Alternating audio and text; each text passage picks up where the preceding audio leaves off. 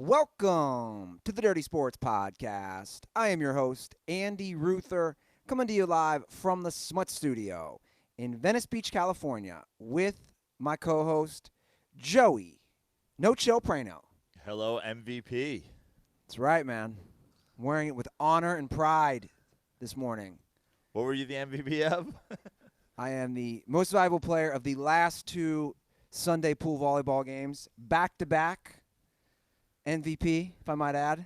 Was that like 7 p.m., sun's going down, Ruther won't let it go, everybody's left, all the athletic and fit gay men who had been drinking low-calorie White Claw are gone, the mayor's turned in for the evening, and you're just spiking it on your neighbor's 7-year-old son? No. What I'm MVP of is a game-clinching Game 5. Wow. 5-game series. We were down 2-1, and we took the last two games, and I took the MVP of those last two games. And I love the MVP. We give the MVP now out to whoever the MVP is of each game. I believe you've worn this hat before. I have. Now, is the mayor still the person who's like the judging panel? Is he? It's now turned into a group discussion. So I had been vocal that I wanted it. By the end, I said, I'm going for it. And I had Game 4, I had a nice 6 straight point serve run, which solidified that. And then Game 7, I did what I needed to do. It was kind of up for debate, but I basically wasn't taking the hat off. Well, congratulations. Thank you. It's probably the best sports honor I've ever had in my life. And I'm wearing the dollar store purple MVP hat with pride. Yeah. I look like a child. Well, I'm excited for you. Thank you, Joe. You were missed because I know you bring the high-quality pool volleyball skills. Yeah, I was sad to miss it, but I had to go down to Redondo for Chris Kawild's 43rd birthday party, which I was not invited to. You weren't invited to. He invited. I feel like he should have invited you because I feel like you would have showed up. He invited a lot of people that no-showed. Famous no-shows include Jason Auer and Pete Giovine, both real just disappointments. The fact that Hair and Teeth and Hour Power were no-shows just says a lot about them as men and their character. Lachlan Patterson was there with his baby crush, though. Interesting. Yeah. Now, Chris. There was a Miss Pac-Man tournament. He's invited me in the past. Yeah. So I don't know what I did to get on his bad side. Yeah, I've always been on his bad side. Yeah. I think you live on his bad side. It's just what you do to get on his good side for any glimpse of any crack of light. How old is he? 43. Big 4'3". Yeah. It's a good party. It was fun. A fun time was had by all. Good spread down there? Decent spread, yeah. I went hard at the spread. I went hard at the appetizer spread, and then when pizza arrived, I was struggling. But we also did pizza at Laz's 11/11 show the night before, so I was a bit pizzaed out. But I still had 3 slices of pizza. You missed some wild stuff at Laz's party, by the way. Yeah. I saw a lot of wild stuff at Laz's party, too. That crazy girl. Yeah. Did you hear what happened after you left? Well, I was there when she got in an Uber, so whatever I missed happened in like the 3 minutes when I went outside and then before she hit the road. You missed her going off on me. She went off on multiple people. I know. She went off on everybody at the party, but then Laz had my back. Dude, it got hilarious. So And then, here's how crazy somebody has to be. Andy Lazarus had Andy Ruther's back. I know. It was wild. So she's sitting at the table. You know, we're all at the table basically. Everybody's just drinking and passing. Literally one of the craziest people I've ever met. Ever. She was talking to herself. Yeah. So she came. Who was the black comic? But we have still not confirmed that she came with him, right? He confirmed. Oh, he finally admitted it?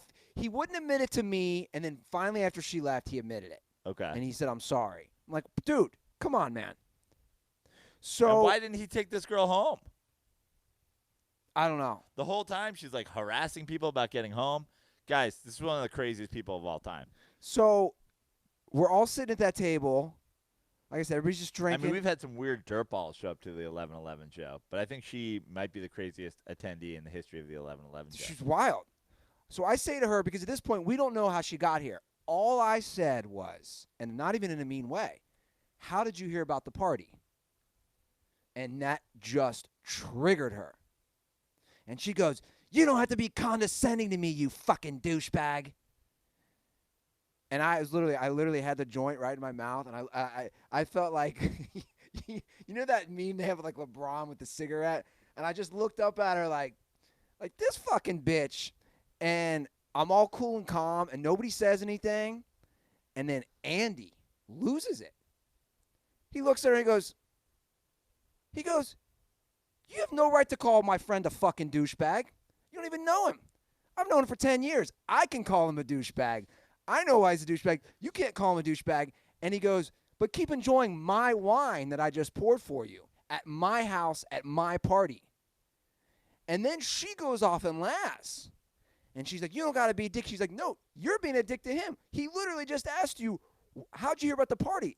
So that triggered you? And then from there, just all hell broke loose. And she's like, I'm getting out of here. She went off. She was so mad.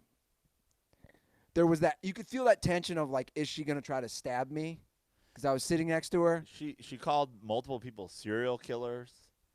She called multiple people assholes. She was the worst. I didn't get on her bad side. But she was asking every single person for their number. Weird. One of the craziest people I've ever met. She at one point goes, she was like asking people for a number. I go, just follow me on Instagram. Like that's 2019. Just follow me on Instagram. She goes, I don't follow people on Instagram. I'm on Instagram, but I don't follow people. I'm just cool like that. And then so I checked out her Instagram. She has 2 Instagram accounts, one for her music career, one for her comedy career. Neither of them does she follow anyone on. She's literally one of the worst people I've ever met. Yeah, that also true. When I said, how'd you hear about the party, that's when she went off and saying, I'm a comedian. Who are you? Did you just show up to this party? I will say, though, I am fascinated by crazy people. So everybody. Yeah, everybody was counting on you, like, taking to her. Yeah. No, she was crazy, and she wasn't obviously attractive. You're in a relationship these days, but like single Andy Ruther, that might have been your grenade. She tried to fight. Is it Alicia?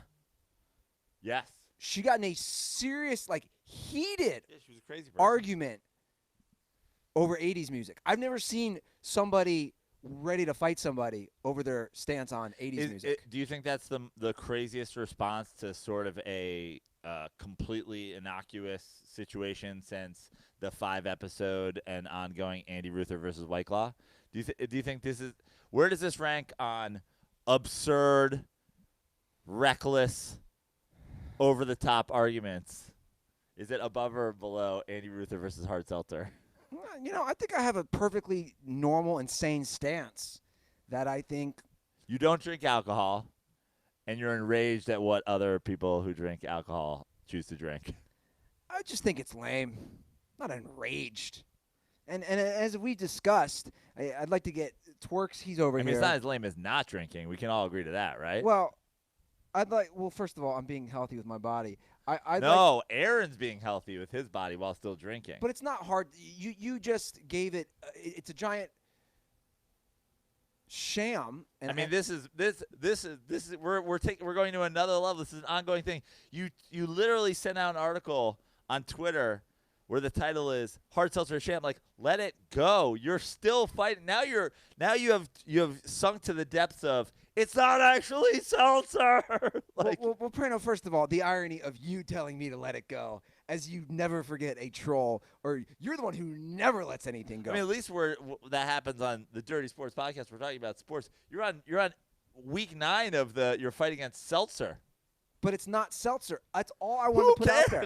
Who Well, I'm just saying, their entire brand, yeah. I don't even know what seltzer is. What's seltzer? Well, there was What's the definition of seltzer? There was an article in the San Francisco Chronicle, and I don't really care about her opinion, but the facts are what she's stating is true in that all these brands like White Claw or what are some of the other ones, Aaron?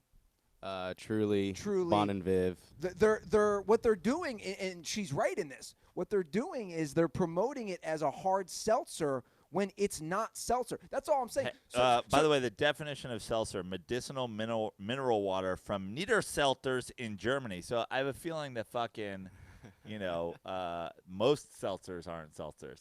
I don't think a fucking Schweppes is coming from. But her point of the article, seltzers. You're trying to deny facts here. The point of her article is just that it's malt liquor. And she's right in saying instead of what medicinal mineral water from Niederseltzer in Germany. Joe, I don't know what definition you're just randomly pulling up. Well, that's where the term seltzer comes from. Niederselters. But seltzers. I know that it's malt liquor. That's all I'm saying. So, as opposed to what did you think they were claiming? I'm not pulling up the fucking article. But I'm saying what did you think the claim of hard seltzer was? That it's basically sparkling water with alcohol, which it's not. But my point to that was that I honestly don't think the people that are drinking it care. I think they think kind of like what I am or what I feel like towards it, that it tastes good, it doesn't feel heavy, and it gets me drunk. So, I mean, I could care what the source is. I assumed everybody who was doing this seltzer thing just assumed that meant it was clear, carbonated liquid, and the hard definition adds alcohol. And I think Aaron's right there. I'm not disagreeing with that point.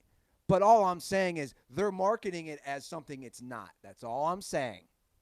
Facts, people. These are the facts. I'm just bringing them to you. You can make a decision however you want. You can attack me. I already see comments in YouTube. You can attack me for reading the San Francisco Chronicle. I'm sorry that I want to be educated. Well, you didn't read that. Let's be honest. You don't read the San Francisco Chronicle. You're not a fucking San Francisco Chronicle subscriber. You read every and all articles about hard seltzer on the internet because you won't let your fucking fight against something that literally no one cares about go. No, I'm having fun with it. I already told Aaron when he walked in. It's all good fun. It's all good fun. If I hated White Claw that much, I wouldn't be buying more this week. I already told him that. It's like I'll give the people what they want. People were drinking White Claw. You had some White Claw, or did your lady Saturday? Yeah. People were drinking White Claw at the pool yesterday. I give the people what they want. If I was that anti-White Claw, I would not be getting White Claw. End of day. End of story. I'm just having fun with it. I still think it's lame. Let's talk some sports. Not really any sports to talk. No major news. I think it was just a 11-11 show and the White Claw debate. So have a great day, and I'll see you guys on Thursday. Andrew Luck retired! Jesus, Ruther, how much of a pause are you going to take? I was waiting for you to hop in there. Andrew Luck retired. So I'm watching the Miami-Florida game. Yeah. And the ticker on the bottom, this is 2 minutes after the Schefter tweet. The ticker on the bottom says, Andrew Luck has retired. But, it wasn't any bigger than the normal ticker, which is pretty small. And I thought, did I just read that right? And like 30 seconds later, you text me, did you see this? And I'm like, yeah, I thought I did, but I didn't know if I was dreaming. It's high on White Claw fumes. Andrew Luck retires at age 29. So many questions, layers to this. So many questions. So many. The butterfly effect of this. Oh yeah, there's a lot to hear. What's like the things that happened or didn't happen in the past? Recapping Andrew Luck's career, the state of the Colts. Ryan Grigson is a GM, the new GM. Like, there are so many layers to this. Let's just. I'm gonna start with a couple of like I'm gonna scrape the top. I'm gonna start just peeling off the inedible part of the onion, and eventually we'll get down to the core. The inedible part is Andrew Luck has suffered multiple injuries throughout his career, a lot of which were like pretty fucking heinous. Yes. In terms of the things that your body has to go through and the way you have to recover. A torn labrum, like I think strained rib, like he had major rib issues I believe at one he point. Lacerated a rib, a kidney or a spleen. Yeah, which probably related to the rib thing, like the one hits the other. I'm sure concussions, right? Well, let me just hop in here real quick on that. These are the numbers on Andrew Luck. In his first 3 years of his career, he was hit or sacked 60 more times than any other player in the league. And here's another really I'm sorry. This is actually since 2012. I apologize. This is the tweet. Most times knocked down, so that means sacks or hit, times they were hit on their pass, since 2012. Andrew Luck's at 352, Matt Ryan 293, Ryan Tannehill 276. So there it is. He's more than 60 times been hit since he was drafted in 2012. So this notion, and I've seen it from a few people, Joe, this notion that he hasn't suffered a serious injury. I mean, some people are actually saying this. Well, he missed an entire season. Or hasn't been hit. The stats don't lie. He's been hit more than any other quarterback, and it's not even close. Yeah. So the guy has suffered and battled back from serious injury. He's a smart guy. Went to Stanford, graduated early, has made a bunch of money. I actually don't know the facts in terms of what he is leaving on the table versus what, if there's signing bonus that has to be returned. The Colts, I do know, and kudos to the Colts for this. They're not making him return any of the bonus. Like, they could have made him return what he just signed. He got an additional, I think, $6 or $7 million in March for still being on the roster. There was another additional from last year. So basically, just all his game checks going forward, he's done. That's what he leaves. Basically, on the I table. think he's given up $30 to $40 million. I could be wrong. It's something in that range. But let's be honest, he's a smart guy. Yeah. He's made millions. I think he's made about $98 million. He's going to be fine. Yeah. And he has made a decision to not put his body through. And this is the thing, the shithead Doug Gottlieb tweet. I don't even want to mention Doug because it's such a bad take. The shithead tweet about not rehabbing. This isn't necessary. This is about more than just him not being interested in going through the rehab. It's you're rehabbing to potentially do more of this. Yeah. That's the thing. It's you're not rehabbing and then oh, well, now I'm just a quarterback who lives in the league and doesn't get hurt ever again. It's it's the rehab process, and this injury that has sidelined him this year, this preseason, smells just like his injury the last time where it was oh, it's this thing. It's just a ankle sprain, and it's now the ankle's his calf, now the calf's his leg. The whole bottom half of his body doesn't work anymore. That's basically what happened with his shoulder. Andrew Luck was day-to-day for a fucking year. Yeah. And I understand that part of that is hiding, what is or isn't going on with people for a variety of reasons, to sell tickets, for strategy, blah, blah, blah. But the bottom line is he already has missed a season and a half in his career. And he's rehabbing to potentially go through that again. And the guy's made some money. He's a smart guy, and he doesn't want to put his body through it. And honestly, if you look at a lot of the fucking people that have retired or haven't retired, I mean, Andrew Luck doesn't want to be Steve McNair. He doesn't want to be Jim McMahon. He doesn't want to be O.J. Simpson, who maybe or maybe not is murdering people because of CTE. He doesn't want, there's a lot of fucking crazy shit that has gone on, and the way players have suffered after the fact, whether we see it or not, whether they're stars or not. And it's look, does he fuck the Colts over? Yeah, but the Colts have fucked him over. The Colts have fucked him into being, literally, feeling unsafe on the field, and I'm completely fine with it. I agree. I kind of want to take the football element out of it for a minute and talk about someone's life, and they can do whatever they want. So anyone who's Except drink White Claw. Yeah, they can do that too. I'll just make fun of them. Anyone's take. Just boo them as they leave the field. Can I fucking say my piece? Yeah. And by the way, that's some bullshit from Colts fans. If you're a Colts fan and you booed him, or if you think it's okay, that's amateur hour. These guys, not just Andrew, all these NFL, you're fucking losers. Total losers. All these NFL players. Go eat ribs at Applebee's, you fucking losers. These are modern day gladiators. These guys put their bodies through so much And the thought that he owes anything to those fans and that's is, why, is a joke. And that's why everything that we see about the modern sports fan and the Twitter hot takes and the way hot takes then lead to the way people act in real life and the media's, the Skip Baylesses and the Colin Cowards and the Doug Gottliebs and the people with shitty takes, that then people watch those shitty takes and then they take those shitty takes to real life situations where they're like, I'm going to be an asshole just like Skip Bayless. And then Skip Bayless is like, I'm just being entertainment. And somebody's like, I'm too dumb to know that. And now I'm going to go be Skip Bayless in real life and turn into a complete asshole. It's like, that's why it infuriates me when I do like our podcast. It's like, fucking Joe Prada's an Eli Manning slurper. Yeah, I'm an Eli Manning slurper for fucking defending a guy who's played 20 years in the league. Never complained that he fucking plays behind shitty offensive lines, has been beat to shit, never misses a snap. It's like, it's not a slurper to go like, look at what this guy did.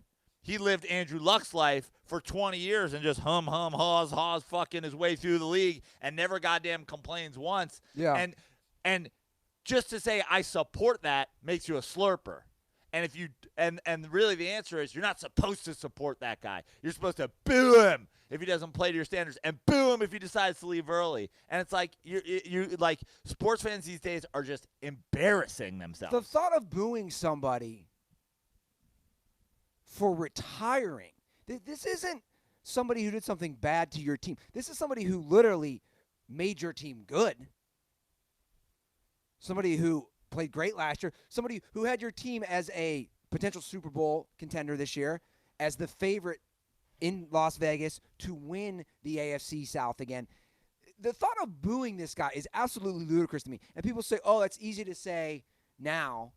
No, if I was in Lucas Oil Stadium when the news broke, I would not have booed my star franchise quarterback. In no way, shape, or form is it excusable at all to boo him at all. Plain and simple. He doesn't know you shit. This is about his life. This is about what he wants to do with his body and his family. And honestly, he probably, like, his decision was probably the best thing for the Indianapolis Colts.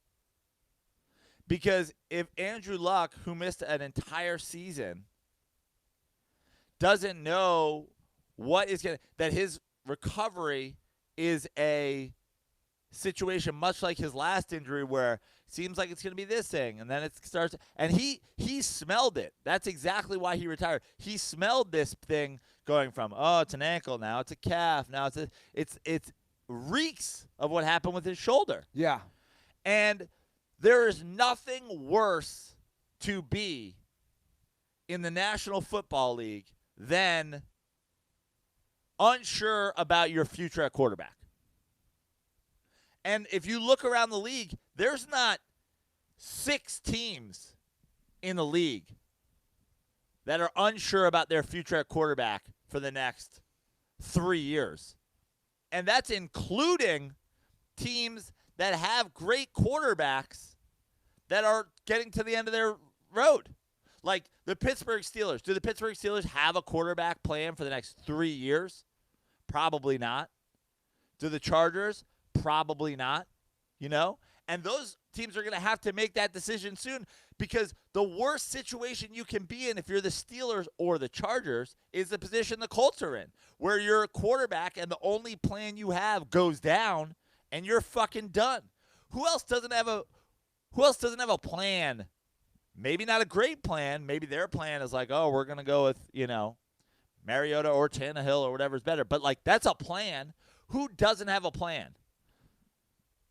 The Colts, without Andrew Luck playing, the Colts on the sideline, not knowing whether or not this guy's going to get healthy, as has happened once before, don't have a plan. The Bengals are riding with Andy Dalton. They don't have a plan. Name other who else doesn't have a plan in football? As far as like all in on a quarterback? All in on a quarterback, all in on having a guy that's backing up the guy. Well, the Seahawks are all in on Russell Wilson. Yeah. No, I'm saying every team has a fucking plan. The Chargers with Andrew Luck on the sideline with an injury don't have a plan. I mean, we can go through it. We can go through it by fucking division. The Patriots have a plan. Buffalo has a plan. Miami gets Josh Rosen. They have a plan. The Jets have a plan. Pittsburgh doesn't have a plan, I would say, for past Ben Roethlisberger, who has hinted at retiring. They're a bad hit away from being the Baltimore Colts, or the Indianapolis Colts. Baltimore has a plan. Do I like their plan? No, I don't, but they have one. Cleveland has a plan. The Cincinnati Bengals, if that's their plan, they should kill themselves. Tennessee has a plan. Houston has a plan. Indianapolis, no plan. Jacksonville, plan. Oakland, plan. KC, plan. Denver, I don't know. They're probably thinking about drafting a quarterback next year, on the verge of Flacco 1 year. Chargers don't really have a plan behind Phillip Rivers. Giants have a plan. Dallas has a plan. Washington, plan. Philadelphia, plan. Minnesota, plan. Green Bay, Chicago, Detroit, plan. Tampa Bay, terrible plan, but it's a plan. New Orleans, Carolina, no plan behind fucking, and now, once again, injured Cam Newton. He's doing a lot like fucking Andrew Luck. Big guy, putting himself through a lot of punishment. I've been saying for fucking 2 seasons, have draft a quarterback. They don't really have a plan, but, Atlanta, San Francisco, Seattle, Los Angeles, Arizona all have a plan. You're talking about 6 teams that have a guy that's questionable, and they don't have anything behind that, like the Colts with Andrew Luck. Andrew Luck has now stepped away, and the Colts can draft a fucking quarterback.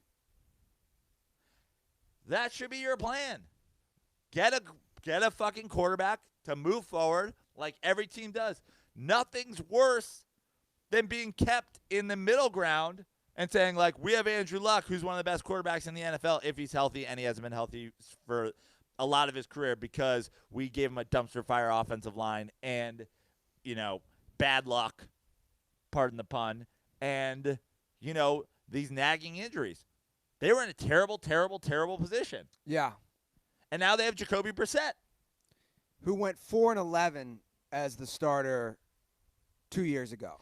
And by the way, I don't hate Jacoby Brissett.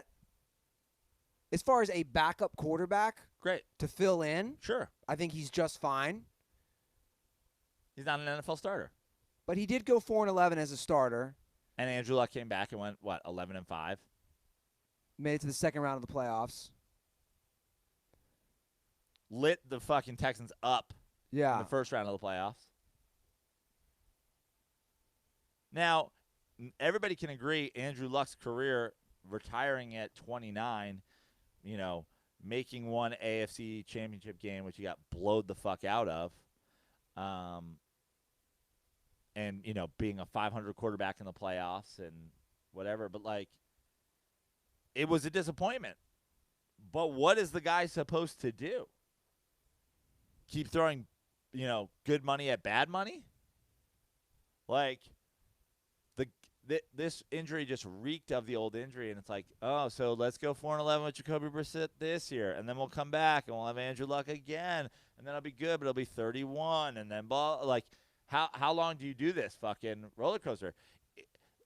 Colts fans are upset. Andrew Luck is saving himself, but he might be saving the Colts. Yeah, I mean, I've been saying this forever about him.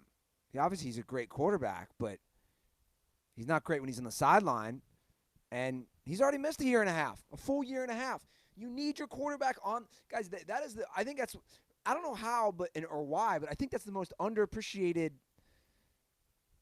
thing about NFL quarterbacks. Guys who stay on the field consistently year after year and start all 16 games. I have said this. It's not easy to do. I've said this over and over and over and over again. When you're looking at the Eli Mannings and the Phillip Rivers of the world and the guys who stay on the field, is like, you can look at their stats all you want, and you can judge their stats, and you can judge their stats against guys who maybe miss games.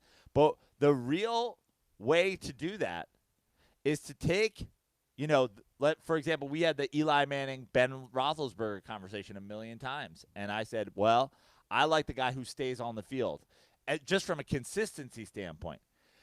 The way you have to judge it is, You can look at Roethlisberger's stats and you can look at Eli's stats. But what you have to do is you have to take Roethlisberger's stats and add Charlie Batch's stats and add whoever fucking comes in and replaces him, because that's the quarterback of the Pittsburgh Steelers. The quarterback of the Pittsburgh Steelers is the 14 games of Ben Roethlisberger and the 2 of whoever's fucking backing him up. That's who it is. And the same thing goes. The quarterback of the Indianapolis Colts is Andrew Luck or Jacoby Brissett, added together for that many games.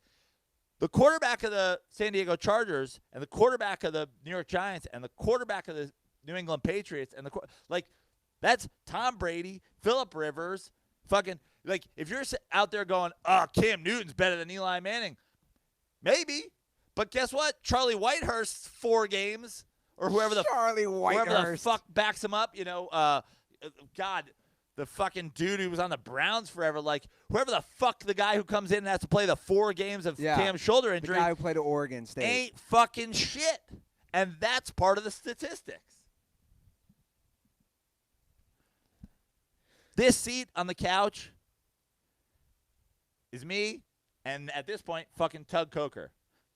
The level doesn't drop that much, okay? There were times when I go out of town and, this seat on the couch would turn to shit. Now, I got to we're Steve Young and Joe Montana over here. The arrogance of my co-host. We're Steve Young and Joe Montana over here. Fucking Joe Cool and Tug the Lefty? Come on. Can we get me and Tug on fucking Steve Joe Montana and Steve Young? I was just going to say, can we get a meme of that? Yeah. But that's how you have to judge this.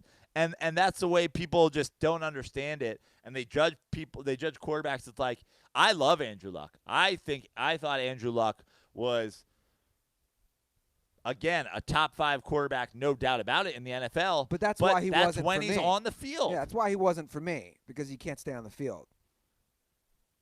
You got to stay on the field.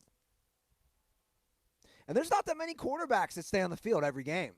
You named a few, but some of the younger guys, Stafford had 1 major injury. I think he's played about 7 straight seasons since then. My boy Russell Wilson stays on the field. Look at Aaron Rodgers. Yeah. He's injury prone. And that's a whole other part of the discussion, too. Your boy Russell, obviously, the knock that I've always had on Russell is the way he acts in the pocket. But he definitely does a thing of, he does, instead of the lay down, he does the escape and then lay down. You know what I mean? But these quarterbacks, Aaron Rodgers, Andrew Luck, Cam Newton, they run. Ben Roethlisberger, these guys who go out there, run around, whether it be, designed runs or planned scrambles or whatever, or scrambles where they're fighting for the extra yards and taking the hit. In the long run, it has never worked out once. Who's the guy? I don't know who the guy is who survived this. You don't want your quarterback getting hit fucking ever. The end. Carolina Panthers fans, hop in the mentions. Your quarterback's hurt again. Yeah. Well, and again, the numbers don't lie. Andrew Luck was hit 60 more times than any quarterback since 2012. Now, that probably doesn't include fucking, Cam Newton running like a tailback, right? I assume that's behind the line of scrimmage as a passer. Yeah. But that's exactly the point. And it does change the complexion, definitely, of the AFC. Free Eli Manning. Now that you have Luck out, you look at that conference, obviously you have Brady, Patrick Mahomes. The top 3, I think the Colts were maybe 5th. I think the Colts were maybe 5th in the Vegas odds. They were 15-1 to go to the Super Bowl, to win the Super Bowl. I'm pretty sure it was KC, New England, Cleveland might have been 3 or 4. No. Yeah, Cleveland's 7-1. Can we pull that up and see what the odds were? Cleveland might have been 3 or 4 before he retired. Colts were either 4 or 5. Who am I forgetting? Oh, Steelers, Pittsburgh was maybe 4, and the Colts 5? Nah, you think the Bears would probably be up there? I'm talking about AFC. Oh, okay, AFC. Sorry. AFC, I'm pretty sure it was Yeah, that makes sense. KC, New England, Cleveland, Pittsburgh, Indianapolis, or Yeah. Cleveland, Indianapolis, Pittsburgh.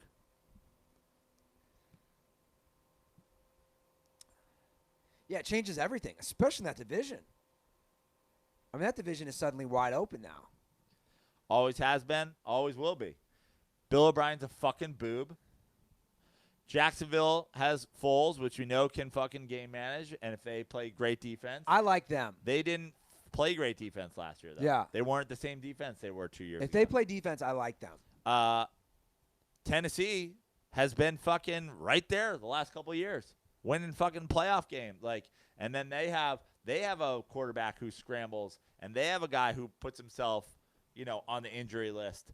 And now they've got Tannehill over there as like a fucking, again, I don't love the plan, but it's a plan. Tannehill versus Mariota. Yeah. Who's starting? I think Mariota's got the job locked up. But I think that the plan for Tannehill is compete, but also we know Mariota's a guy who fucking is going to miss a game here and there. Yeah. So what were the odds? So 4 days ago, the odds were Patriots 6-1, Chiefs 6-1, Rams 10-1, Saints 10-1, and then Colts were at number 5. Yeah. Overall, out of like 15 to 1? everybody, 14-1. Yeah. Tied with the Bears. I knew it was close. Yeah. And I believe I saw they dropped, for sure they dropped to at least 30 to 1. Yeah. They have 0% chance of winning with Jacoby Brissett. I think he'll be better than he was a couple of years ago. Yeah, because he has a better offensive line. They Yeah. also have a 0% chance of winning the Super Bowl. I wouldn't put $1 on them if they told me they were 3,500 to 1. Yeah. I agree. Yep. Trade my boy Eli Manning right now. Eli Manning has a no trade clause, but fucking free it up. That's a storyline right there. Send him to Indianapolis. Go to his brother's Let him old wear team. 18. Let him put on the old Manning jersey. Let him wear 18. Put him behind Quentin Nelson. Tell me he's washed. That phone call has to have been made. That phone call has to have been made to Eli about the no trade clause, or that phone call has to have been made to the Colts to see if they're interested. That before you make the phone call to Eli Manning, it has to be. This is a win for everybody, by the way. The Colts get a quarterback that's getting paid probably less than Andrew Luck was getting paid. Giants have a free pass on to Daniel Jones, right? Maybe the only winner here might not be Daniel Jones, who has to start, but has to start year one as opposed to, like, getting a year or fucking maybe solidifying that offensive line. He gets thrown to the same fucking wolves that Eli Manning. Maybe the only not winner, although I'm sure he would consider himself a winner being able to start day one in the NFL, right?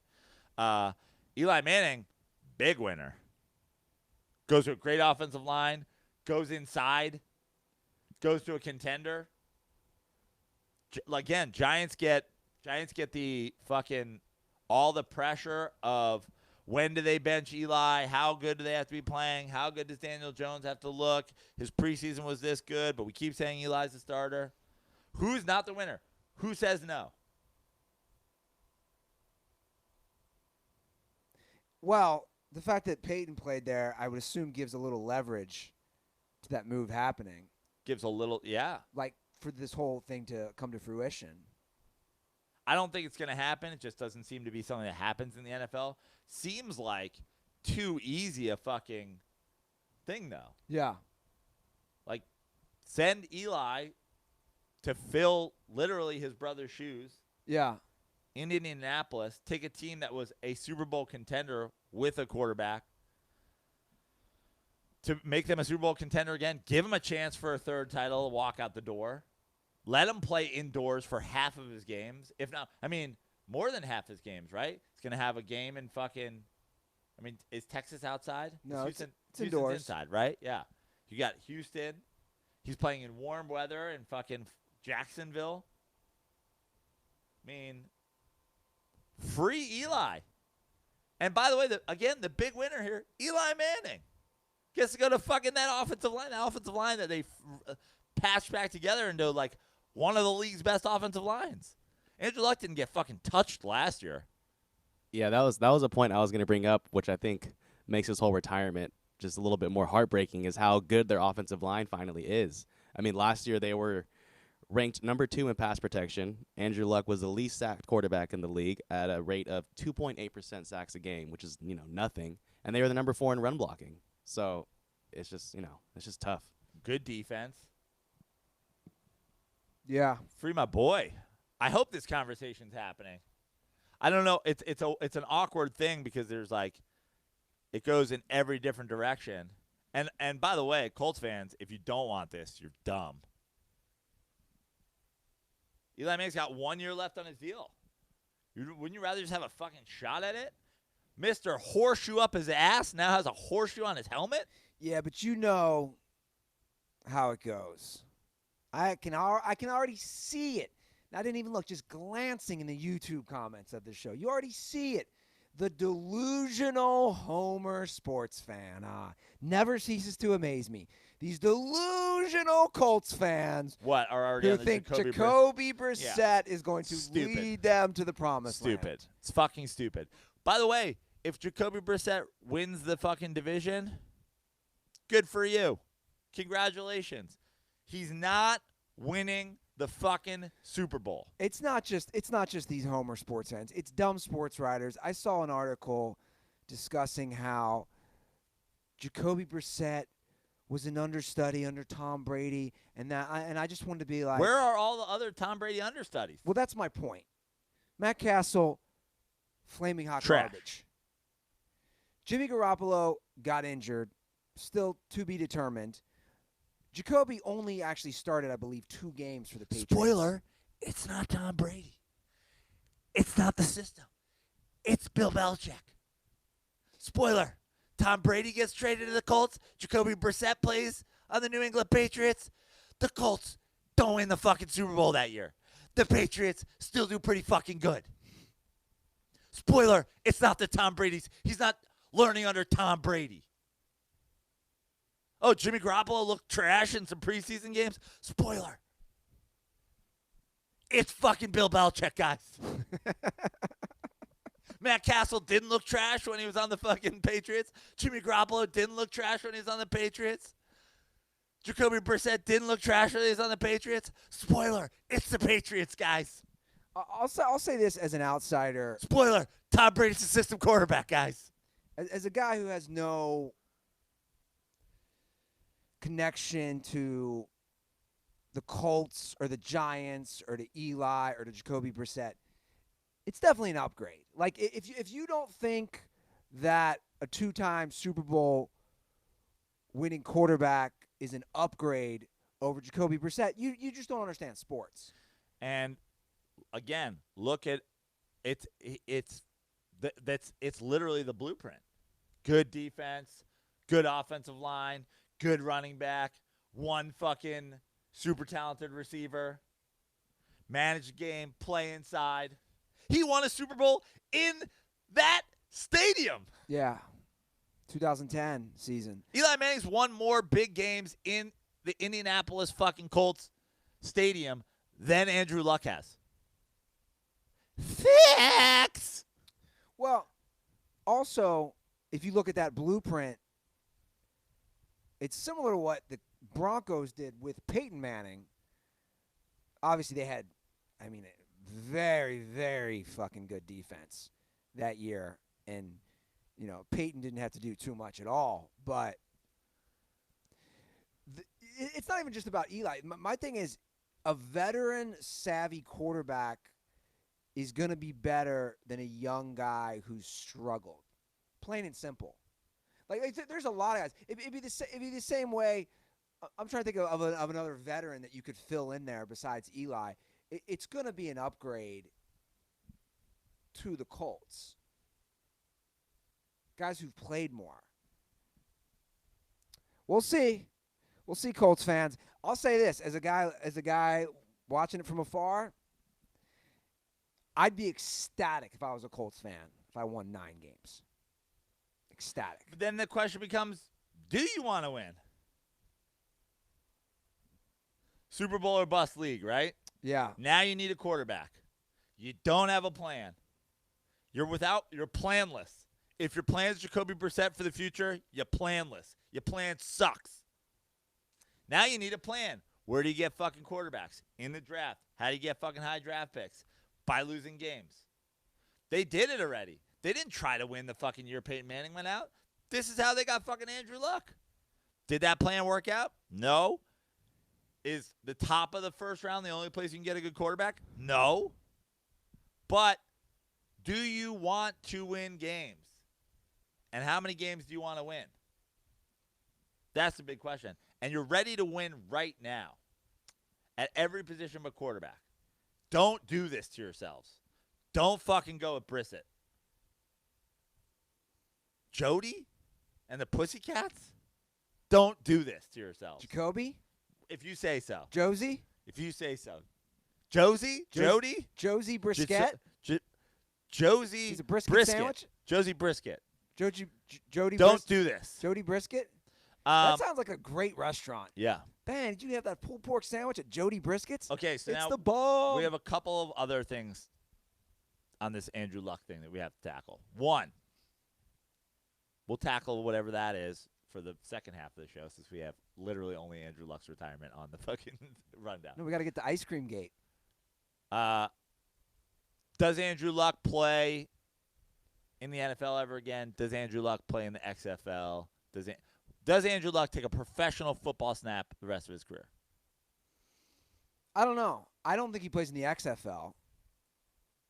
He can always come back. That's a good question. He's not like, I'm here for the New Jersey Rattlers, the New York, New Jersey Gauntlet, Gargoyles.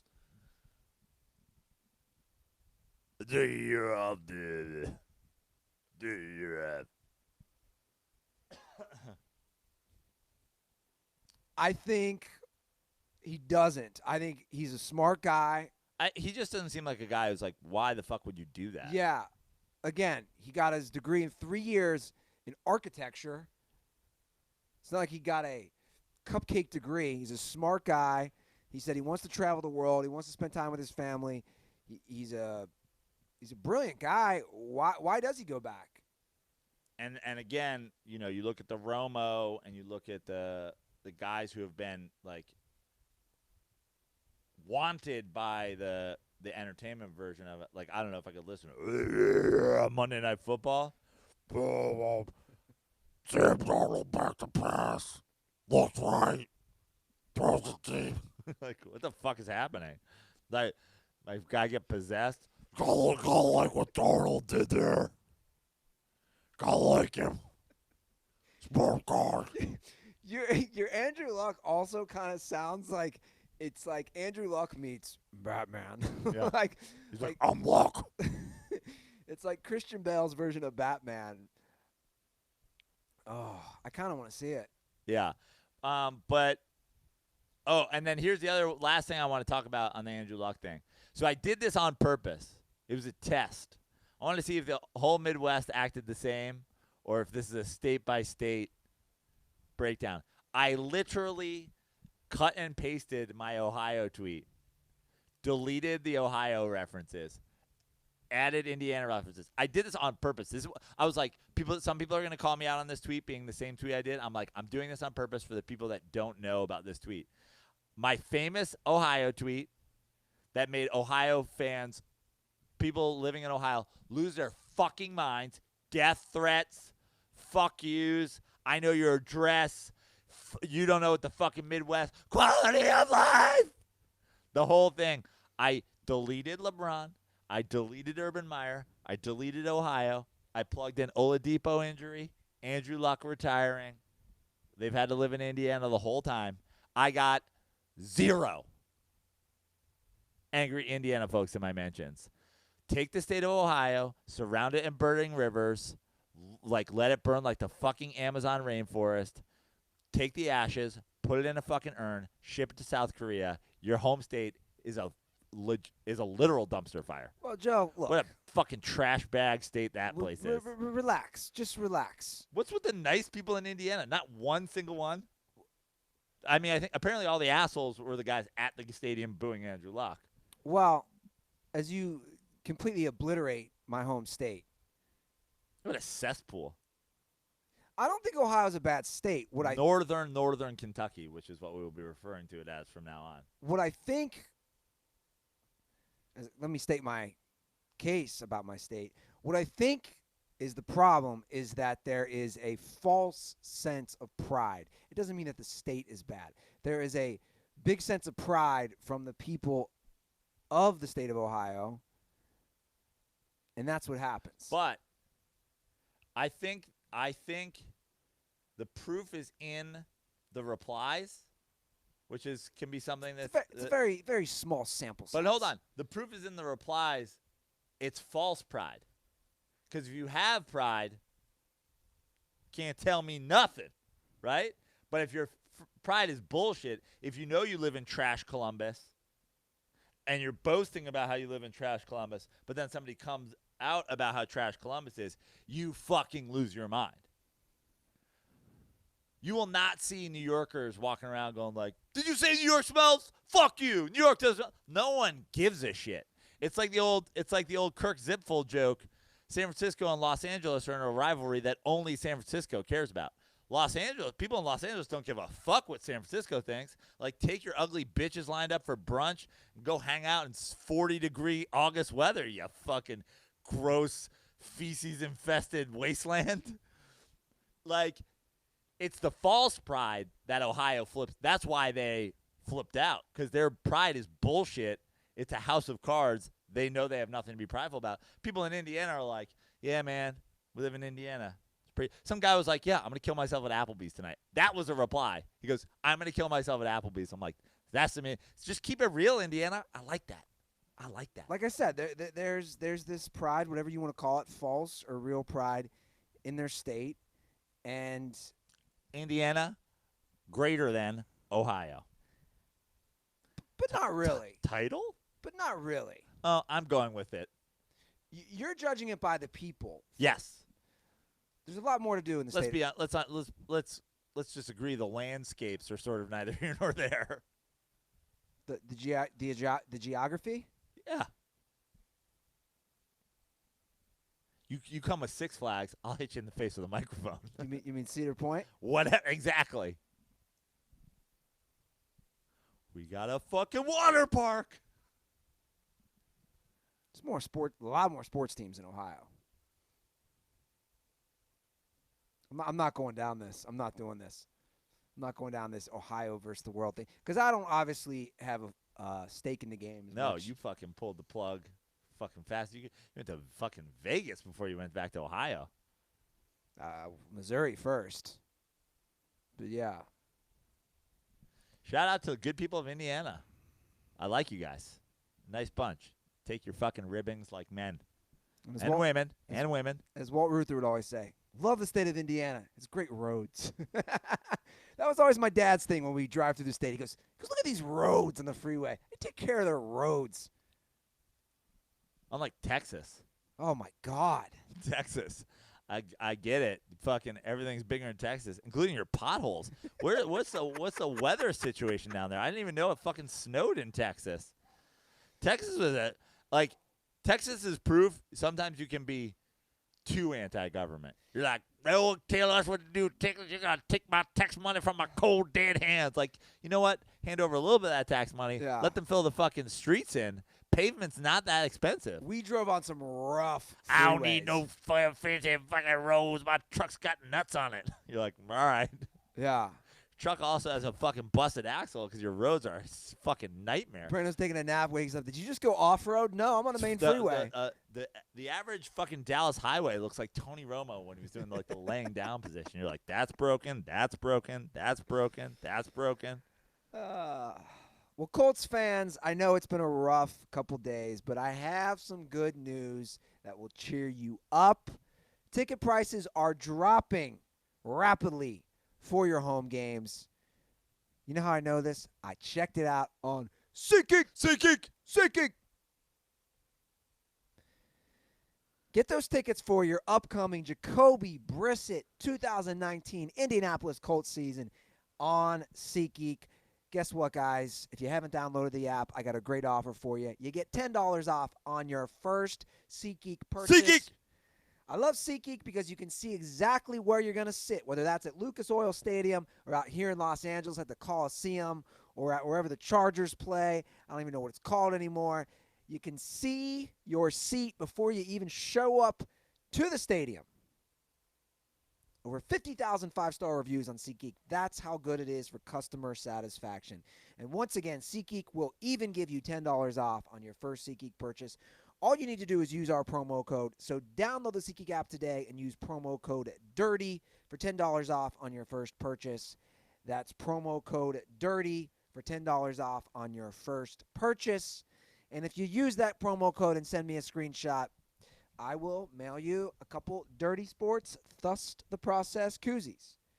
Okay, so Can I add two short more things, just ancillary Andrew Luck things? yeah, go for it. One, if you're one of those people who's angry because Andrew Luck retired because you drafted him in fantasy, kill yourself. Who drafts fantasy before 3 days before the start of the season? These early fantasy drafts, you're a fucking loser. Well, my brother has a wedding and my sister-in-law's got blah, blah, blah. 2 days before the fucking league. 2 days before the league opens. That's when you fucking draft fantasy teams. This happens every year. What's Maharis? You got fucking twerks. You draft your fantasy team already? No, I totally agree with that, but my league always has a destination draft, so whenever everybody can meet up together. So this past weekend we went somewhere and drafted, and yeah, of course somebody drafted Andrew Luck, and I actually drafted Lamar Miller, so both got shot in the foot for that. Right. Yeah. Fucking wait as long as you possibly can. And the other thing, talk about the Ohio replies of NFL coaches. Bill Belichick on Luck announcing his retirement. He's a good player. I didn't see that, but I don't really follow them. Imagine being a coach in an NFL team and fucking trying to claim that you didn't know Andrew Luck retired. Like that statement right there is proof that they knew they were deflating footballs. They were actively deflating footballs. Deflategate's a real thing. All Boston fans should kill themselves. That is the Ohio reply to my tweet version of the Andrew Luck response. There's absolutely 0% chance Bill Belichick did not know that Andrew Luck retired. And his reply to that is, I'm still pissed that they called us out on Deflategate because we were absolutely doing it. Yeah. Fuck Bill Belichick with that reply. He could be trolling. It's pretty funny. Yeah, he is trolling. I love Belichick, man.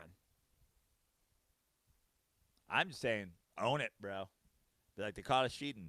Fuck the Colts. I'll never talk about them. Well, it's kind of like, remember Nick Saban claimed he didn't know who won the presidential election. Yeah. Because he was working. I mean, more believable.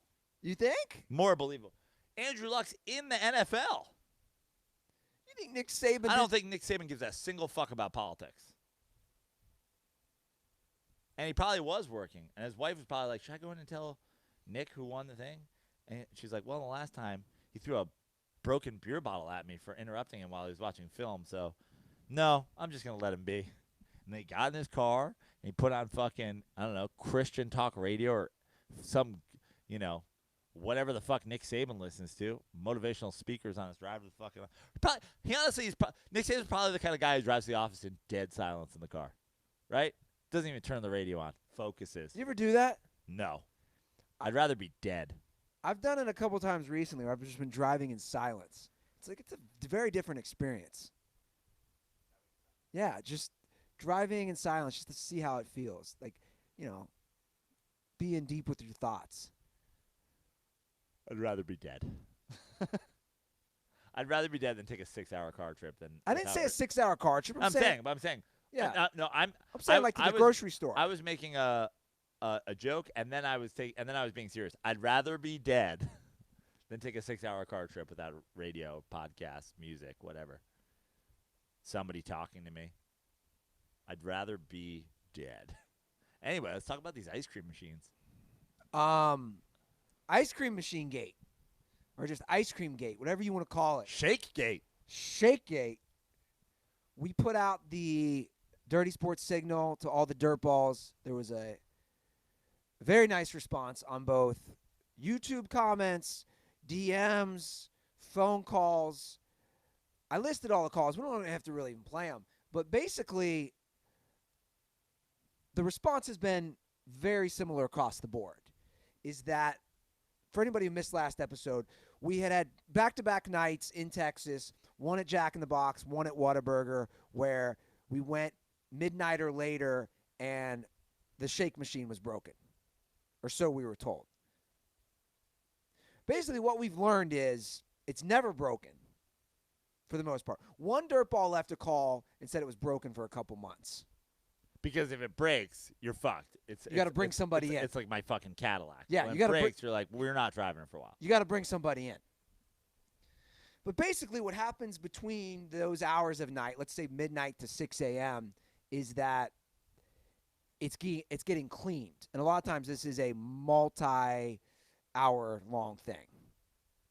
So a lot of times they have to take apart the shake or ice cream machine piece by piece to clean it.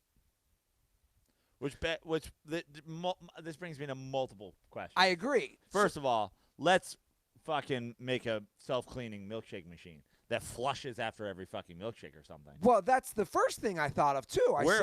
Get that guy on Shark Tank. Yeah, that's what I was exactly thinking. He's like, I'm offering 1% of my business for $2 billion. Mark Cuban's like, for that reason, I'm in. Because I can't get a goddamn milkshake. And it's wild to think, if you're a 24-hour fast food place. This is the other question. To say, hey, you can't get a shake from the hours of midnight to 7 a.m. How about, when does Jack in the Box do more business, you think? Late night or daytime? I understand more people are out. Like, numbers-wise, daytime seems like the answer. But, like, who are you people that are going to Jack in the Box during the light of day? I think it's drunk people, dude. Well, you're saying people day drinking? No, it's got to be late. That's what I'm saying, night. Drunk people. So clean. This is like why you do road work during the day. You don't. You do it at night. Clean your machine during the day. Clean your machine between the hours of 6 and noon. If you're ordering a fucking milkshake at Jack in the Box between the hours of 6 a.m. and noon, you're a serial killer. Who are you? Either that or you're disgustingly fat. Like, you should not have a milkshake on the way to work. Clean it between 6 a.m. and 12 p.m. It's late night. Let's shut it down. Who's going to stop by Jack in the Box between 2 and 6 a.m.? Everybody! Yeah. So you bring up a point, which is exactly what I wanted to say. We need a machine that actually works. The thought that you're going to say we're open 24 hours and just not have a machine that works between 6 to 8 hours makes zero sense. And also the second thing is, stop saying it's broken, guys. As a customer, I would feel much better if you said, look, this thing has to be cleaned. It's a pain. It's not available now. I'd say, okay, cool. But, like, when I went to Whataburger with Nikki D, and she said to me instantly, it's broken, I got angry. It's like, no, you're telling me it's broken? I can't get this root beer milkshake for Prano who's foaming at the mouth back in our Airbnb, and she says, no, it's broken. But then I can't argue with her because then she's going to spit in my food, which she probably already did anyway. How about this also? Stop being fucking the Pittsburgh Steelers with Ben Roethlisberger. Have a backup. That's what I was going to say. Have two milkshake machines. Why not? When one goes down, you put in fucking Nick Foles. You know what I mean? Have them working on fucking – have them splitting time like a college quarterback system. So one goes down and then you're just out of milkshakes? Yeah. You just punt on your season? You're just going to start Jacoby Brissett? Have you tried soda? I don't want soda, motherfucker. I want a milkshake. Yeah. The fucking franchise that like puts on their sign, we have two milkshake machines, so never will we say it's broken, becomes the GOAT franchise of all time, right? Yeah. I agree. I don't even drink that many fast food milkshakes. I don't either. I drink 2 a year. But when do we both do it? I don't even drink. Also, late at night. Let me say one other thing. I don't know if fucking In-N-Out Burger's the Eli Manning of milkshakes. I've never been told the In-N-Out fucking milkshake machine was closed.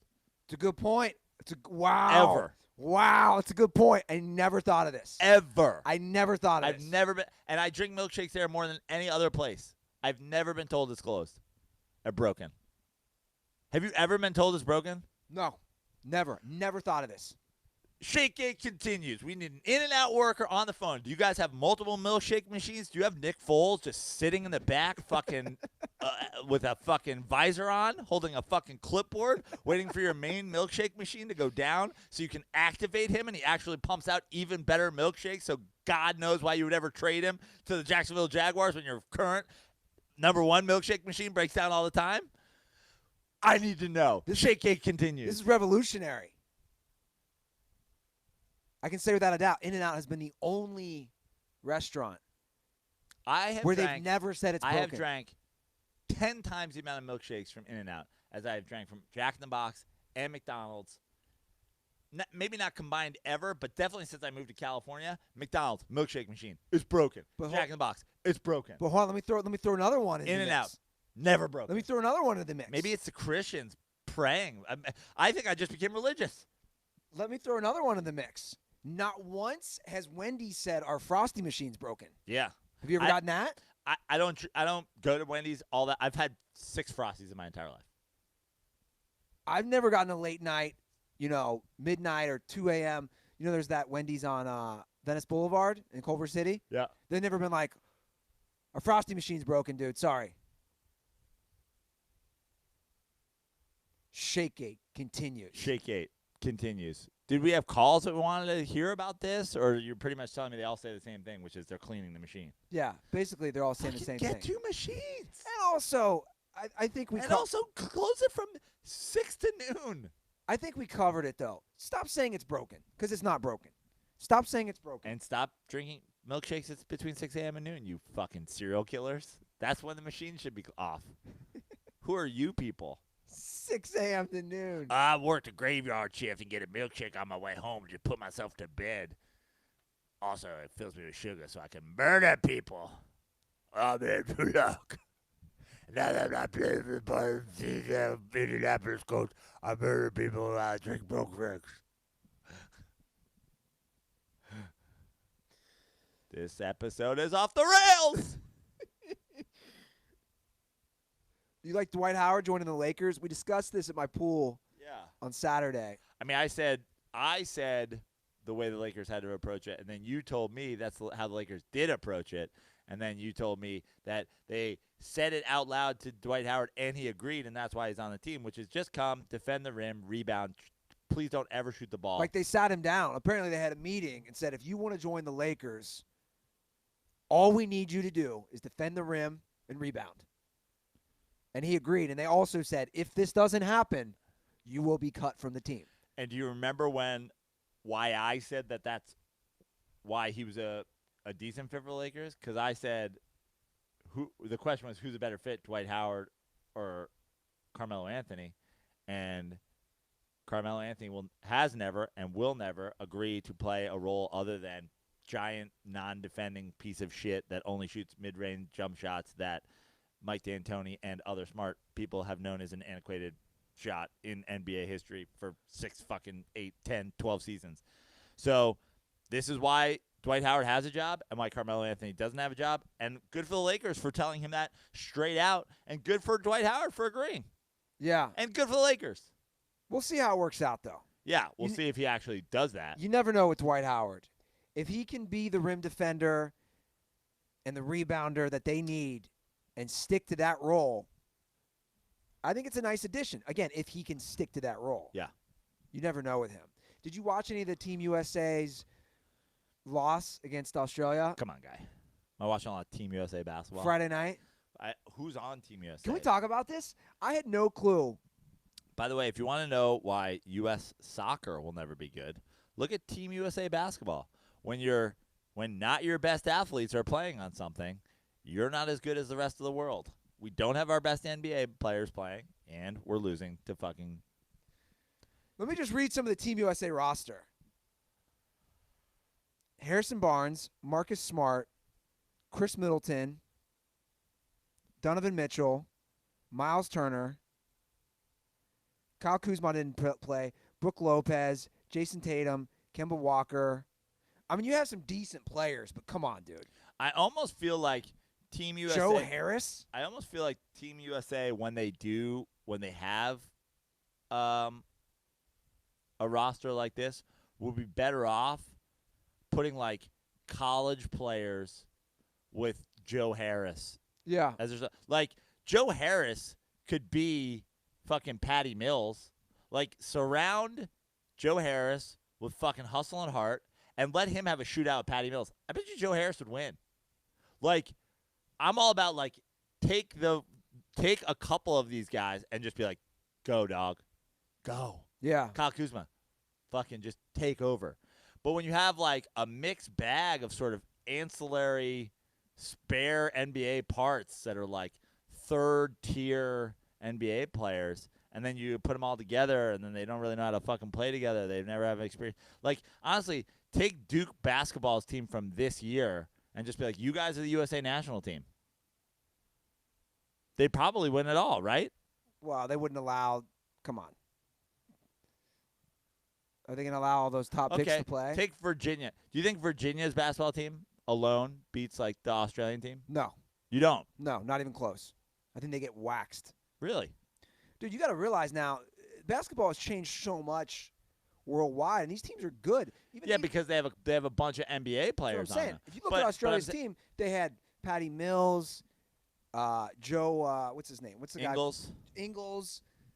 I mean, they had a few, they had Matthew Dellavedova, D-leaguer. I mean, they have NBA players. Yeah, but so does Virginia's championship team, right? They had a lottery pick. I think they get waxed. But I'm saying they've also been playing together. That's the difference between this Team USA team and the Australia team is like these other countries have a system in place, and then USA basketball goes like, here's our team this year. We thought it was going to be these guys, but it's not. It's these guys. Like Australia knew who was on their national team for the last however many years. They're a team. Yeah. That's what I'm saying. Like, it's not necessarily about the talent. We can all agree this USA basketball team still has more talent than that Australia team. Sure. So it's not about talent. It's about knowing how to play together. Yeah. So I'm saying if you took a major college system that has NBA level players on it that have been playing together, I still think they get killed. Okay. I just think that the level is that much better with these players versus the college guys. I didn't watch it either. Yeah. The only reason I knew about it was Michael Magic texted me. It was Friday night, and he said, "Are you watching Team USA Australia?" And I was like, "No, I am knee-deep in a Euphoria binge, finally getting to that show." And I put it on for the last minute because I was curious. It was an exhibition game, too. right? So it didn't even count. We do have some dirtball calls, Joe. Okay. Do you want to do those? Sure. Before we do those, Joe, go ahead. Where is this? Have you put out a call for like a new Dirtball Calls theme song? Because I know, like, you're sort of in a death row, old '90s death row records rap beef with our old. It's not a rap beef. He's banished. He's blocked. He's blackballed. So we are having any Dirtball Calls. Yeah, theme? I'm down for that. I mean, I didn't play it half the time anyway. Right. I'll be honest. I'm down for not only – I don't know if I want to say it. I'm down for not only a dirtball call, but also I think we need a new song I know intro song. by 2020. So that gives a few months. Okay. I don't know what that is. Change is good at times. Agreed? I fucking hate our song. I've always hated our song, but I know people love it because they're just so used to it. Funny you say that because the favorite part of the show for my girlfriend is the Dirtball Call song. Oh, the Dirtball Calls song. Yeah. Wow. Every time she hears it. Well, Oh, you're doing intro song. My bad. But yeah, she loves the Dirtball Call song. Just saying. yeah. I'm not doing it anymore. Mata's been blocked fully. Like, he's fucking blackballed. It's not shots fired. Firing I made my point known, Joe. Like I said, the negativity shit, I'm done with. I do think we need a new intro song for the show. Some have said that it's going to be a Little Tex rap. Some have said that. No one has said that. No one wants that. I don't know what that means. Is it a rap song? Is it a rock song? What is it, Joe? Is it a pop song? What is it? I don't know. I don't know what the lyrics are.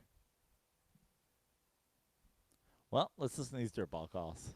But before we do that, you came over and you said you had that itch. You said, Ruther, you got any of those Harry shaving cream? I did, because you know what I almost did yesterday? I was out of that good Harry shave gel, and I was at an unnamed store that does not carry our great Harrys. They were only carrying other trash products. I almost had to buy it because I needed a shave, and I said, Ruther, do we have Harry shave gel, or do I have to buy some unnamed product today at some unnamed department store? I said we do have shave gel. Trashville, USA. I'm going to get you some shave gel. I'll get you some blades after the show. Joe Prano on my left is one of 10 million people who have tried Harry's. We have a special offer for everybody listening to the show. You can get that by going to harrys.com/dirty. This summer, refresh your wallet and your face with a Harry's trial set.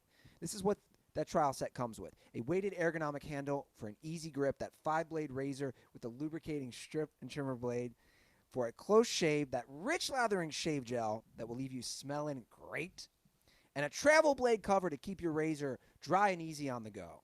Listeners of Dirty Sports can redeem that trial set at harrys.com/dirty. So make sure you go to harrys.com/dirty to redeem your offer and let them know I sent you to help support the show. And as always, screenshots of harrys.com/dirty. You will get 2 Dirty Sports koozies in the mail. Okay. So most of our calls were actually about they were about the ice cream machine, actually. Oh, okay. But we do have some non-ice cream machine calls, and let's get to those. What's up, Joe and Andy? Ethan here from State College, Pennsylvania, #1 half dirtballer. And, college football starting up this Saturday with Miami versus Florida, kind of the official kickoff of the season. And I'm from State College, Pennsylvania, so Penn State football is king here, and it's definitely Big Ten country for sure. But I was looking at the rankings today, and I saw that LSU starting off the year at number 6 right now. And I don't know a ton about LSU or the SEC. So I was wondering if you guys could call up Coach L on the show and see if he could give us maybe some insight on what to expect from the Tigers this year. You know, if he thinks that maybe they have a shot at taking down Bama or Georgia to win the SEC, or if he even thinks that they have a shot at making a title run this year. I know that a lot of dirtballs would really love to hear from Coach O as well. So that's it. Thanks, guys. Condoms are for Sam Tripoli, Joe Bartnick, and Coach O and his players when they fuck alligators in the ass during practice. All right, so the season did start. Miami had a nice back-and-forth game where they lost to Florida, and the season is underway for college football. The official, like most teams, start this Saturday, and LSU starts. Their first game is versus Georgia Southern. I'm just going to go through their schedule real quick. The tough games they have, then they have at Texas, who's ranked 10th. They have a home game against Florida, who's in the top 10. Auburn. Who won that Florida-Miami game? Florida did. So Coach O and the Tigers are ranked in the top 10. They are ranked 6th, and they open against Georgia Southern this week. The Georgia Southern Eagles. Do we have Coach O? Andy Roulette, Joe Prano, great man on the Dirty Sports Podcast. Everybody want to know how the BYU Bengals going to do this football season. I think we all know how we're going to do. We're going to come out, we're going to play hard, we're going to fight, we're going to fuck up some eagles and some elephants and some gators and some fucking longhorn. I mean, big first test against Texas. I'm going to ride on that Longhorn. I'm going to grab on his handlebar like I'm riding one of them low riding Venice Beach, California beach cruisers. I'm going to fucking ride that Longhorn to a victory. But, you know, everybody want to know we are championship bound. And real question, LSU every year. Defense going to be good. Running game going to be strong. Offensive and defensive line is going to be brute force power. But what happens behind that quarterback position? Because we ain't had a good quarterback at LSU since literally fucking ever. We ain't never had one. You say, who the best quarterback in the history of LSU? We don't fucking know. We don't have one. What about Jamarcus Russell, Coach? I mean, we all saw what happened. Old floppy ears. Jamarcus getting the NFL. He missing guys by 20, 40, 50 yards. I got to tell you, I remember Jamarcus Russell when he was on LSU. Before games, he got out there, he stand on the goal line. He throw that ball 80 yards. And I would say to Jamarcus Russell, Jamarcus, win the fucking the game. You're going to throw the wide receiver 80 yards downfield. Maybe practice throwing that 7-yard slant, Jamarcus. No receiver in history. Well, we had some fast ones in my day. We had Odell Beckham. We had Landry. We had some good. Jamarcus overthrown about 20 yards. Odell Beckham a fucking superhero. Jamarcus Landry can't fucking hit him. We need a quarterback, and that's why I got a plan. You hear my voice? My voice is calling out to another voice out there that sounds a lot like this, except without the twang. Andrew Luck, come back to school. Andrew Luck, oh, you graduate Stanford in 3 years? That means you can graduate LSU in 4 days. Come here for graduate school. You want to be a marine biologist? Learn about fucking gators and bayou Bengals and tiger cats living in the swamps. Come down here. You want to travel the world? You ever been to a swamp? You look like a beard belong in a swamp. You look like a guy who should be riding a fucking hydroplane around the swamp. Get down here. Bring them fucking mutton chops. Play quarterback for the Bayou Bengals. You ain't winning no fucking championship in the NFL. And guess what? LSU quarterbacks don't get hit. Don't matter. We play Florida. We play Alabama. We play Kentucky. Don't matter who we play. We protect our quarterback. They just fucking suck. Suck for luck. We've been sucking for luck for years. Suck your dick for luck. I'll suck your dick. You take that fucking neck beard down here to the bayou. Andrew Luck, come join me in the Bengals. I don't know how this all works with fucking eligibility and all that nonsense. But, hey, even Coach O can do the math on 4 minus 3 equals 1. You played 3 years at Stanford. You got 1 left. Come down here for 1 championship season in the bayou. Coach O, motherfucking out. Wow. I love that. A very passionate speech by Coach O to get Andrew Luck. A lot of spitting going on over there. Coach O just spit all over my microphone. You absolutely ruined it. Suck for luck. Suck dick for luck, apparently. It's a new one. Yeah. They should make shirts. Yeah. Down in Baton Rouge. Okay, let's go to another call. Hey boys, it's AJ from Dallas. Really pissed me off I couldn't make it. Real quick, AJ's calling from a cave or something. Yeah. He's just calling from the fucking jail cell where they shot Lee Harvey Oswald. Whenever y'all came to Texas. But I was on a work trip, and I'm just now getting home from it. So, anyways, while I was gone, I binged Ballers on HBO, and that shit is lit, man. Dwayne "The Rock" Johnson, fucking that reporter in his office, Jesus Christ, that stuff is awesome. I love seeing The Rock's bare naked ass. Anyways, new season starts today on Sunday, and I'm just wondering, are y'all gonna watch it? Are y'all gonna talk about it? What's up? Anyways, I do it for the claw. All right, bye, boys. I stopped. I think I gave Ballers. Did I give it 2 or 3 seasons and then I stopped? I watched the first season and maybe like a half. What season is this? I think it's the 5th season. I watched maybe like the first season and a half or the first 2 seasons, and then I can say with almost certainty that I missed all of season 3, part of season 4.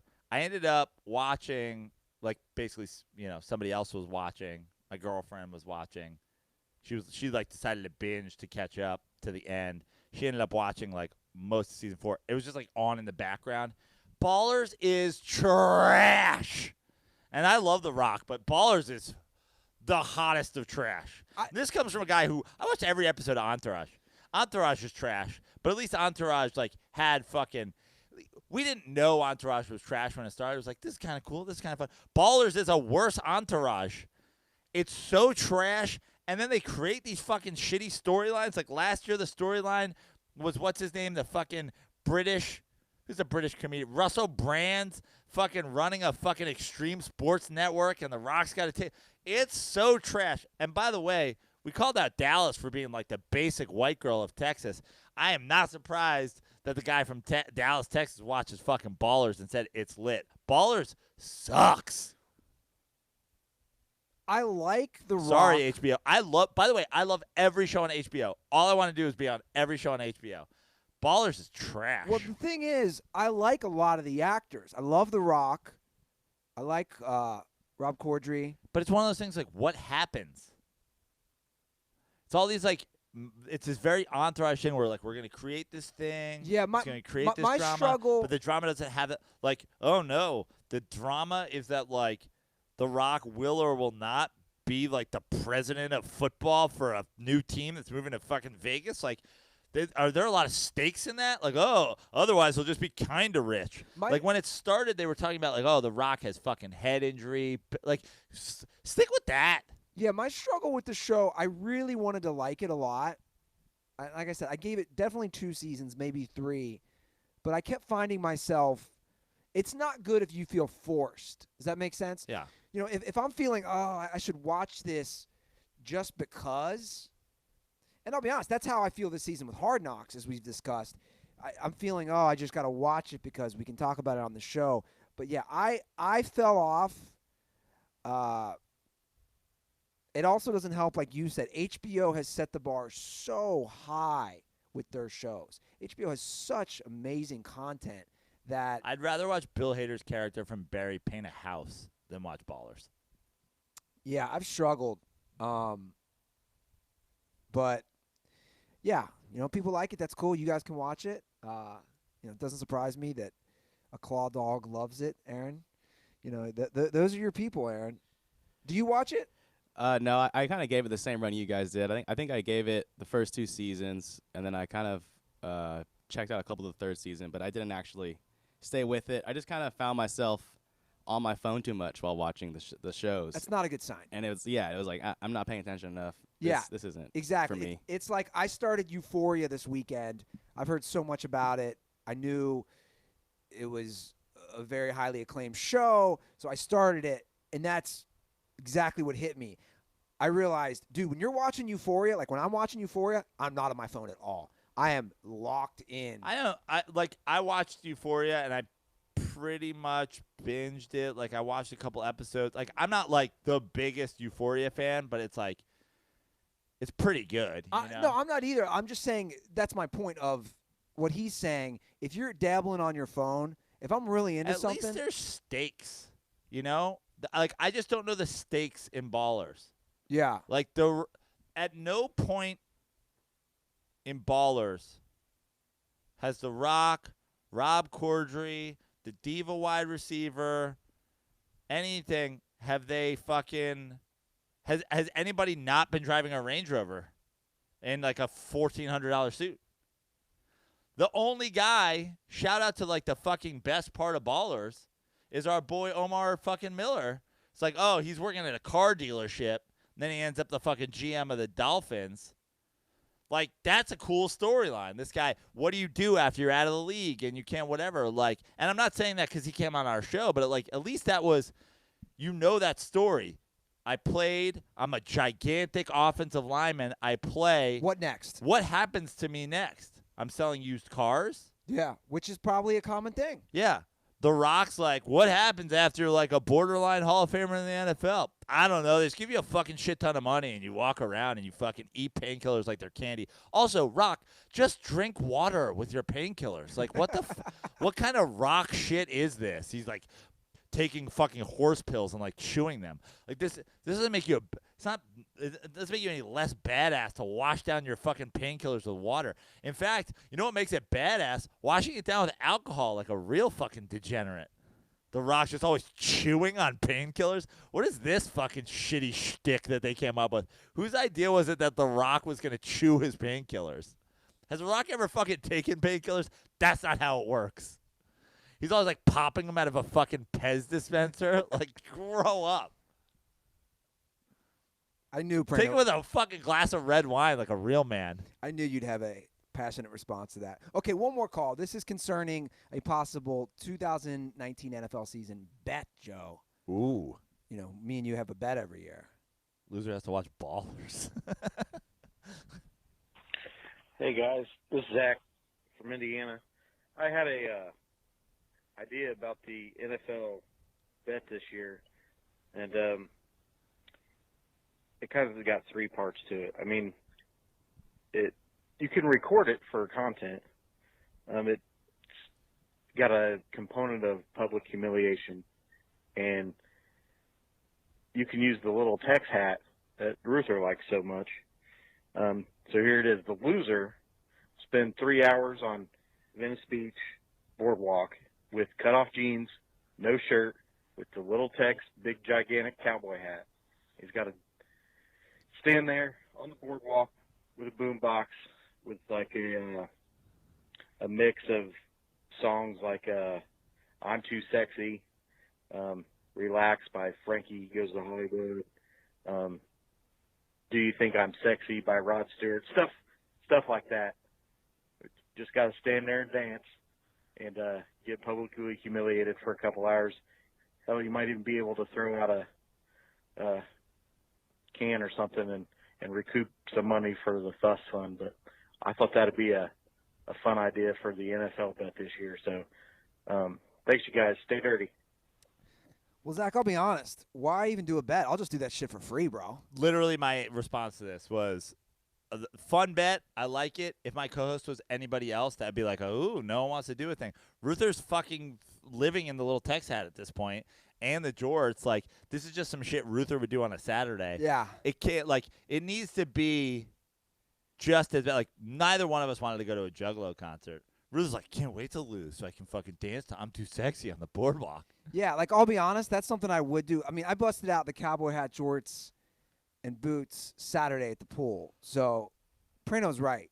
This has kind of become a thing for me. So I like where his head's at, and I like that we're getting NFL bet ideas. We definitely, this year, we need to lock it down before the year starts.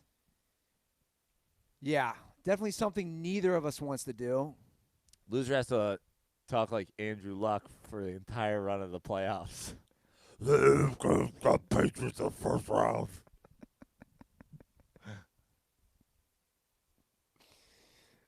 Oh, man. I'm just trying to think. Last year was good. Remember, we came up with like loser couldn't swear during the playoff run, and if they did, they couldn't watch the Super Bowl. I didn't like last year's. I like this. I like the idea that the Super Bowl was dangling in the. But you see, that's the difference. You were like, I can't not watch the Super Bowl. Like I can't. No, I like public humiliation. I like to turn it into an event. Like going to the Insane Clown Posse concert, then you have video footage, then you have a whole discussion around it. I like stuff like that. I think it's got to be something neither of us want to do. And look, man, we live in a very liberal, left-leaning city. There's some stuff we could not want to put ourselves in front of that we could definitely do. I'll just put that out there. Send us your NFL bet ideas, 310-359-8365. If you don't know, if you're new to the show or if you're not really understanding the NFL bet, it's every year Ruther and I pick all the games with the spread, and loser has to do X. Yeah. So that will be happening in the next couple weeks. All right, that is our show. Follow us on Twitter and Instagram at The Dirty Sports. Subscribe to us on YouTube. You can follow me on Twitter and Instagram at Andy Ruther. You can follow Joe Prano over here at Fix Your Life on Twitter and at Joe Prano on Instagram. That's right. And I'll be in San Diego with Eddie Ift at La Jolla Comedy Store the first weekend of September. So come check that out. But yeah, definitely follow me on Instagram and let me know where you live and what comedy club I should come to by you. And if you tell me that on some sort of social media app, definitely tag them in it. You guys can follow. What's your Twitter handle, Aaron? At DS Interns for Twitter, at Aaron Maharis for Instagram. And yeah, I'll always hit you with the follow for follow. There's rumors we might be getting Claw Dog shirts. Yes. See? It's currently a work in progress. Yeah. But just trying to spread the word of the Claw Dogs and grow the pack one day at a time. See, guys, as much as I shit on White Claw, I have no problem getting shirts made for the show. See? So I am a man of the people. Okay, Dirtballs, that's the show. Thanks, everybody, for sticking around. Thanks for all the commentary on YouTube. We'll be back on Thursday. Have a great week, Dirtballs, and most importantly, stay dirty.